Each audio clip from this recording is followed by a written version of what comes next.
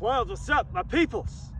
All right, so this is a continuation of what we've been talking about, which is going to be talking about the transition, but we're talking about basically an overall swing, grind, build, something to work towards, etc. So, what we're talking about today, like I mentioned, transition. Oh, so the idea is we want to look pure AF. No, so transition allows us, a really good transition allows us to be extra consistent through impact. And like in the golf swing, it sort of works backwards, where you can't just say, I'm going to work on impact and then try to get your impact better without working on all the stuff before impact happens. Because basically, in order to get really good, let me rephrase, in order to be consistent and hit the ball the way that you want, so even on your bad days, you're raising the floor on the bad days and then, raising the ceiling on the really good days from a ball striking perspective. We want to have good impact, but more importantly, we want to have a good transition. And then before that, we want to have a good backswing. And then most importantly, before that, we want to have a really good takeaway. Because everything, it's basically a domino effect where really good here leads to really good here, leads to really good here, leads to really good here. And then, post-impact kind of just, people end up looking similar in how they finish, because of the way that they're coming in through the ball, circling back to how they're transitioning, etc.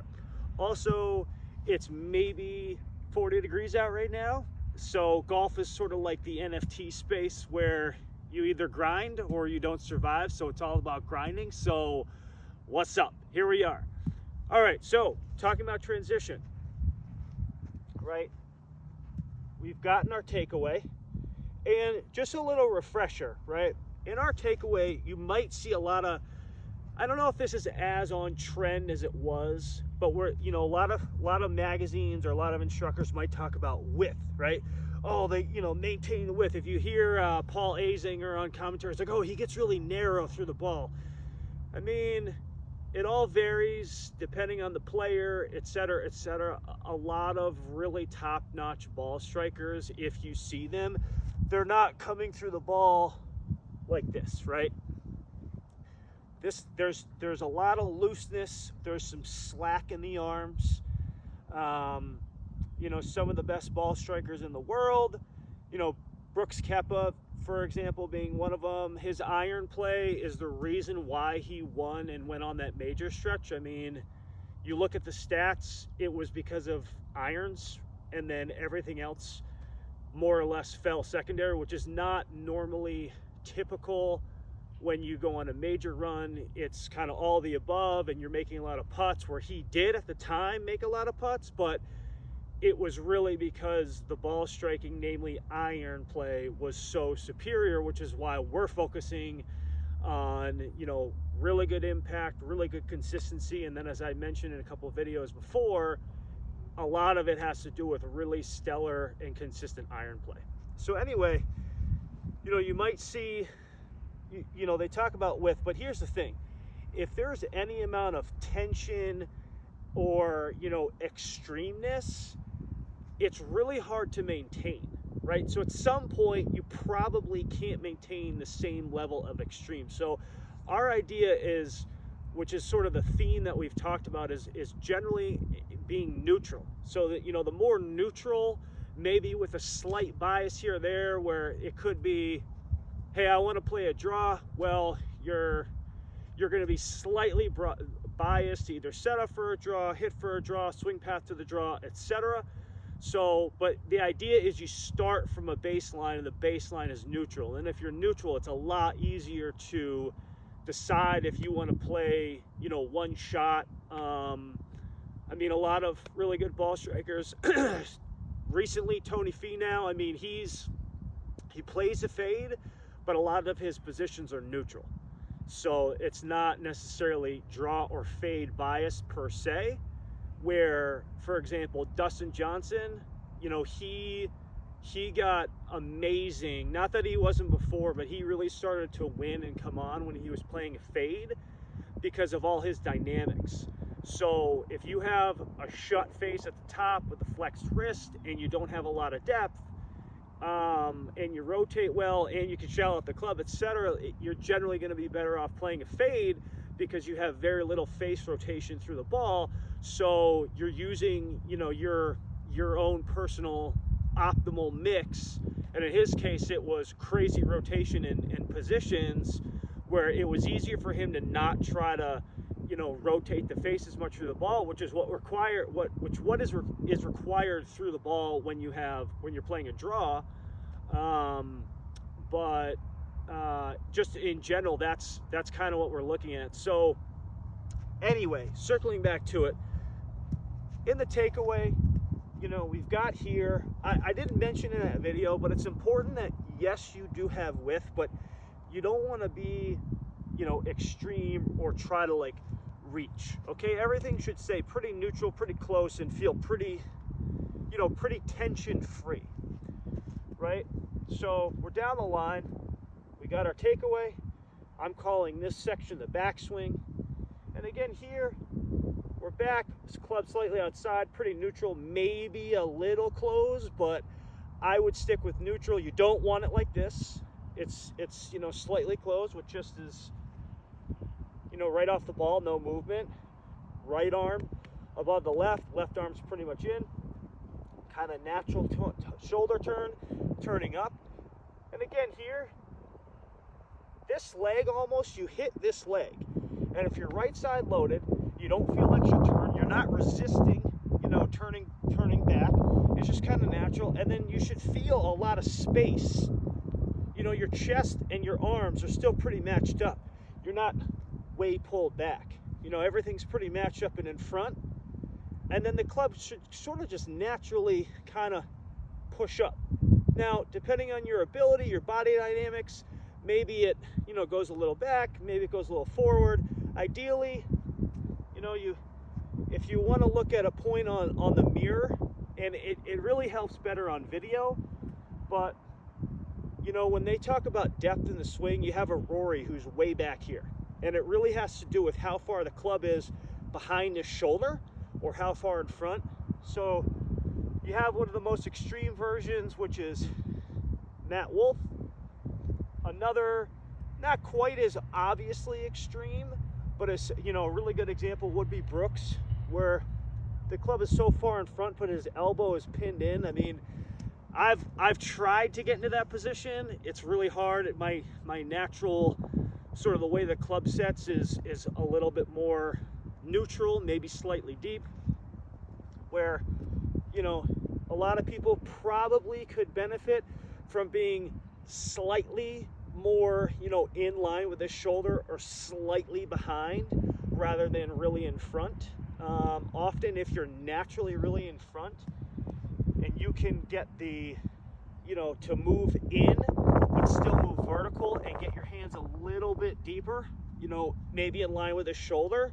The reason being is you can move straight down, and when you move straight down, which really leads us into, which transitions into our transition talk, you move down, and then basically you get to this position.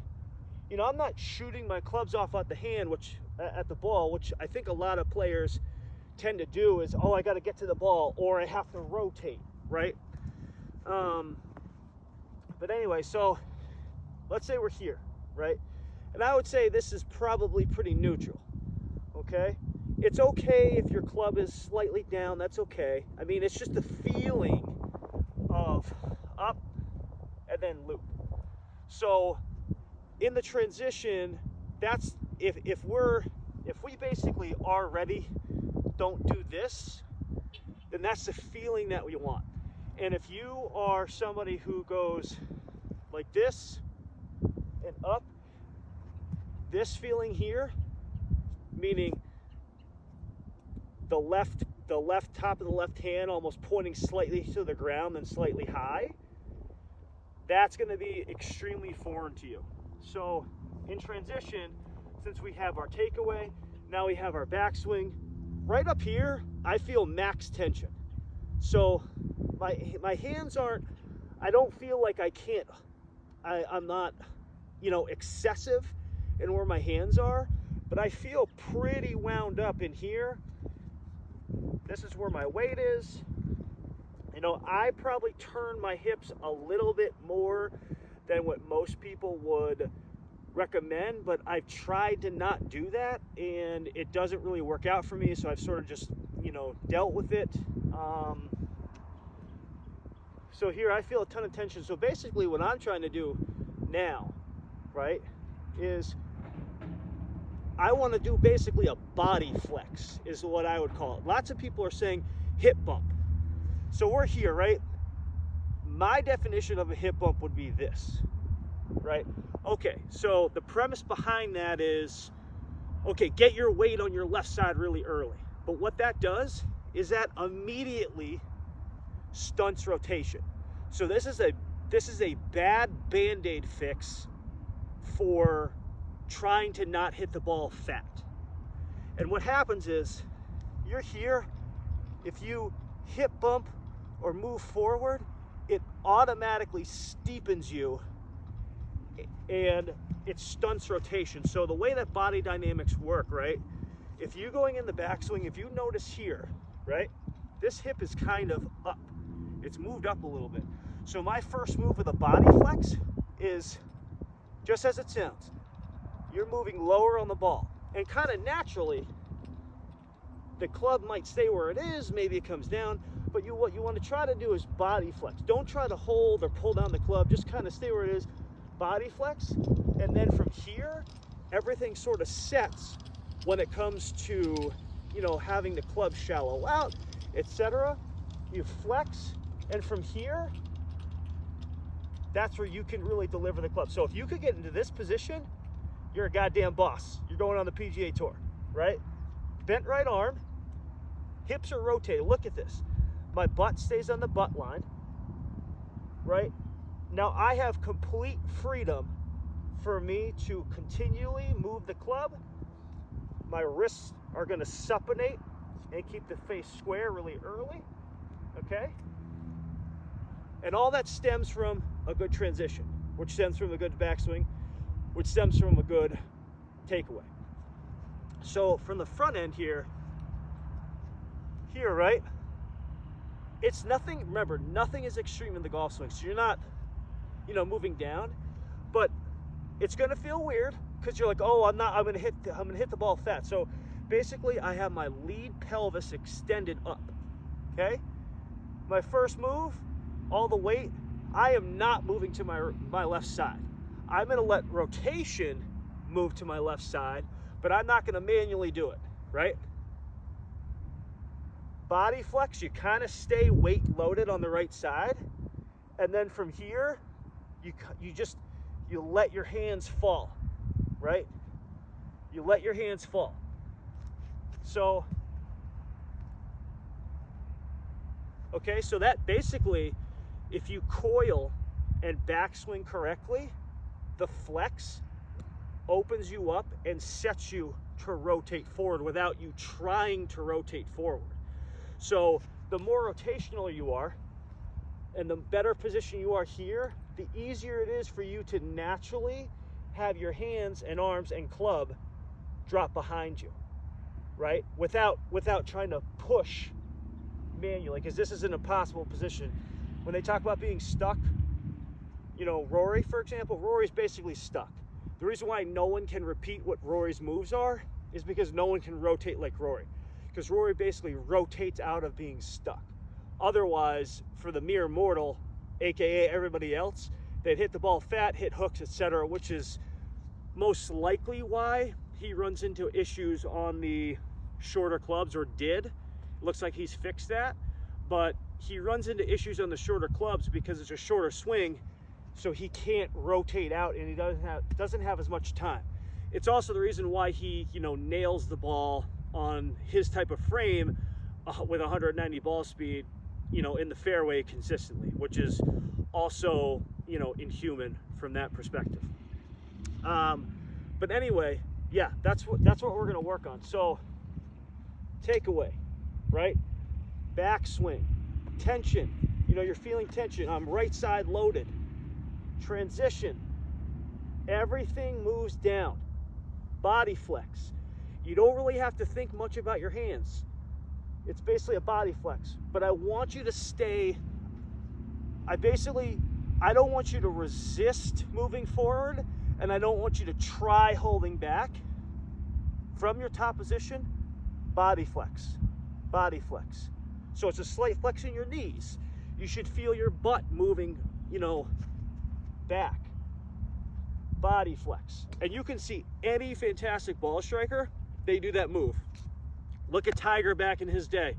In when he, you know, 97, 2000 or right around that time period is probably the best swing on the planet. But anyway, you look at that, body flex, body flex. So the idea is when you body flex, things kind of naturally fall into place, right? Versus if you're at the top and you go like this, see what you want to do? You're moving off the ball too early. Versus if you flex, things naturally move down, you're rotating, and then your mind, eye, brain, things like that, everything will kind of work its way. Because I mean, you know, the swing is intuitive and impact is intuitive. So that's what I want you to try. And transition is a big deal, and the 3 parts that we're working on is a big deal. But once you get those 3 elements right, especially, you know, if you're not doing this already, the body flex before you fire, it could be a pretty serious improvement on your game. Pro tip for transition, even if you're not going to work on anything else, I want you to feel this. So just try, feel that. That's not what we're ever going to do, but that's the feeling, right? Because basically, if you can get it almost vertical, Matt Wolf, right? You know, that's the feeling, and then the club comes in so flat, that's probably too flat, but just in general. So again, so I want you to practice too in your spare time with a club. All right, tune in next time for downswing. All right, thanks friends.